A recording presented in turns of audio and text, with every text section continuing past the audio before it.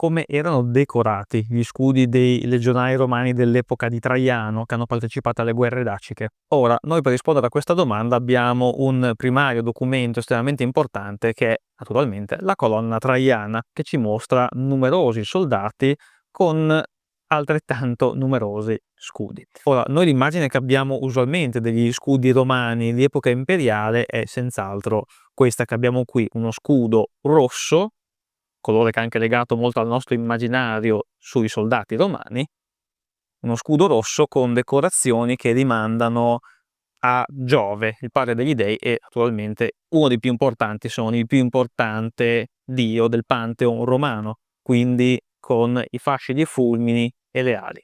Questo è sicuramente lo stilema, il tipo di decorazione che è più diffuso sugli scudi, non soltanto della colonna traiana, ma in generale dei monumenti che ci raffigurino soldati romani di età imperiale. Parliamo indicativamente dal primo al terzo secolo d.C. Tuttavia, dobbiamo notare che non soltanto questo tipo di decorazione sugli scudi di queste rappresentazioni che vi ho appena menzionato spesso è rappresentato in modi molto diversi, quindi abbiamo diverse, come dire, variazioni sul tema, quindi con la forma diversa dei fulmini, con a volte la forma diversa delle ali, l'assenza delle ali a volte, eccetera, eccetera. Potremmo parlare a lungo di questo tema. Tra l'altro, se siete interessati ad altri video sugli scudi, sulle decorazioni, abbiamo già parlato ampiamente sul canale, ne parleremo anche in futuro, quindi vi invitiamo ad andare a consultare la nostra playlist dedicata agli scudi del canale. La trovate naturalmente nel link in descrizione. Questo è senz'altro il tipo di decorazione più diffusa. Tra l'altro, altra nota, qui abbiamo utilizzato una decorazione metallica, ma parliamo anche in un altro video delle decorazioni sia metalliche che dipinte degli scudi dei legionari, perché è un tema sul quale si discute ancora oggi. Ecco, questa però non è l'unica, e non soltanto non è l'unica decorazione possibile per le legioni romane, ma lo sappiamo proprio dalla colonna traiana, perché molti non lo sanno e in molti non ci fanno caso, ma proprio dalla colonna traiana noi abbiamo numerosi e diversi simboli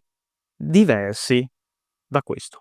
E questo ha naturalmente anche un suo senso che ci è corroborato dalle fonti. In primis il fatto che noi sappiamo che le legioni romane si potevano distinguere da lontano, e questo già in tempi non sospetti dall'età repubblicana, già dalla seconda guerra punica, quindi quando l'esercito romano non è ancora una macchina da guerra professionale, noi sappiamo che si potevano distinguere le legioni romane, le singole legioni, proprio dalle decorazioni degli scudi. E questo naturalmente vale ancora anche per l'età alto imperiale.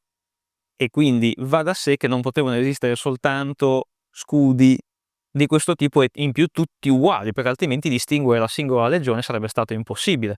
Perché certo, spesso noi sappiamo che vi erano delle tabule ansate, come queste che abbiamo dipinto qui, che indicavano la legione di appartenenza del legionario, ma sappiamo che le legioni si potevano distinguere da distante, ergo si potevano vedere da distante i simboli degli scudi senza leggere naturalmente la legione di appartenenza inscritta sulle tabule. Noi abbiamo diversi esempi di altri scudi. Qui ne abbiamo rappresentato uno, per esempio, questo ne abbiamo già parlato in diverse occasioni sul canale, è uno scudo molto particolare perché? Perché questo probabilmente è uno scudo da ufficiale o da sottufficiale, quindi diciamo da ozio o da centurione probabilmente, o da comandante di ala di ausiliari. E abbiamo diverse di questi scudi che magari sono rappresentati isolati in mezzo a alcuni di scudi di questo tipo.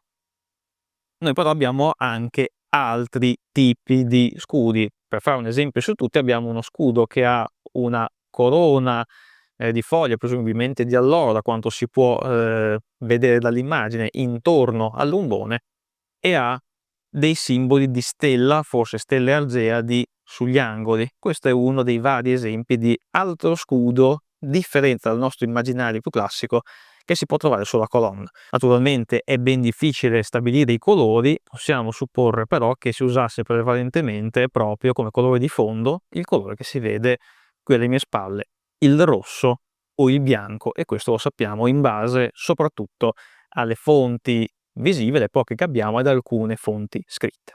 in più dalla colonna traiana, riusciamo anche probabilmente a identificare alcuni reparti che hanno uno scudo ovale, che noi usualmente associamo proprio, grazie o forse per colpa della colonna traiana, agli ausiliari, ma sappiamo piuttosto bene, e anche dagli archeologi ormai è accettato abbastanza a livello ampio, che venissero usati gli scudi ovali anche dai milites gregari delle legioni e non soltanto dagli ausiliari. E questo noi lo possiamo dedurre per esempio dal fatto che su un altro monumento di età traianea, il Tropeum Traiani di Adam Clisi in Romania, in alcune scene si vedono probabilmente dei legionari che stanno portando degli scudi ovali, e secondariamente perché, questo almeno secondo alcuni studiosi, sulla colonna traiana stessa alcuni degli scudi ovali che sono in teoria destinati agli ausiliari presentano delle decorazioni molto particolari che potrebbero rimandarli piuttosto ad alcuni dei soldati delle legioni. Per esempio si hanno delle rappresentazioni con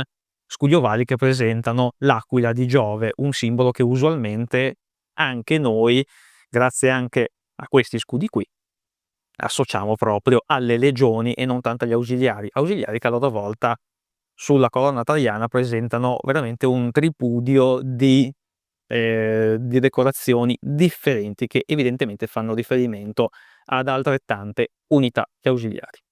Se volete saperne di più sugli scudi romani e sugli scudi magari di età traianea, se volete avere qualche specifica in più su questi scudi, fatecelo sapere nei commenti, magari realizzeremo un video a riguardo. Di nuovo, se siete interessati al tema degli scudi più in generale, vi rimandiamo alla nostra playlist. Se invece volete una ricostruzione tutta per voi di uno scudo di età traianea preso proprio dalla colonna traiana, vi invitiamo a contattarci alla mail che trovate in descrizione o a visitare il nostro sito, dove troverete in vendita tutti i nostri prodotti e i pezzi come questi che possiamo realizzare su vostra specifica richiesta e sul vostro progetto. Vi aiuteremo a realizzarlo nel modo migliore possibile.